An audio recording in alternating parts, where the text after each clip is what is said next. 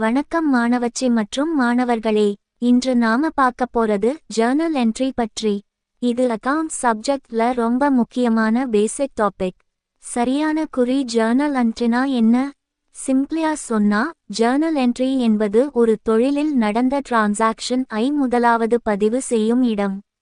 அதனால இதை book of original entry அல்லது பிரைமரி புக் அப்படின்னு சொல்லுவாங்க.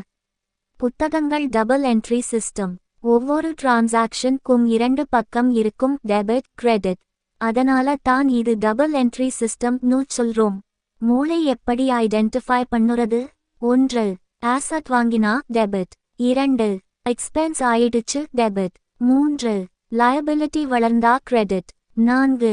இன்கம் வந்தா கிரெடிட். பின் எக்ஸாம்பிள்ஸ். எக்ஸாம்பிள் 1. கேஷ் வாங்கினீங்க 5000 ரூபாய். வலது நோக்கிய அம்புக்குறி என்ட்ரி. கேஷ் ஏசி டிரைவ் 5000 ரூபாய். டு கேபிட்டல் ஏசி 5000 ரூபாய். எக்ஸாம்பிள் 2. ஸ்டேஷனரி வாங்கினீங்க 300 ரூபாய்க்கு கேஷ் கொடுத்து. வலது நோக்கிய அம்புக்குறி என்ட்ரி. ஸ்டேஷனரி ஏசி டிரைவ் 300 ரூபாய். டு கேஷ் ஏசி 300 ரூபாய்.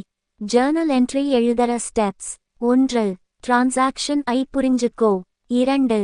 அக்கவுண்ட்ஸ் ஐடென்டிஃபை பண்ணு. 3. எந்தது டெபிட் எந்தது கிரெடிட் முடிவு பண்ணு. 4. ஃபார்மாட்ல எழுது. 5. நரேஷன் போடு, பீங் ஸ்டேஷனரி பர்ச்சேஸ்ட். 6.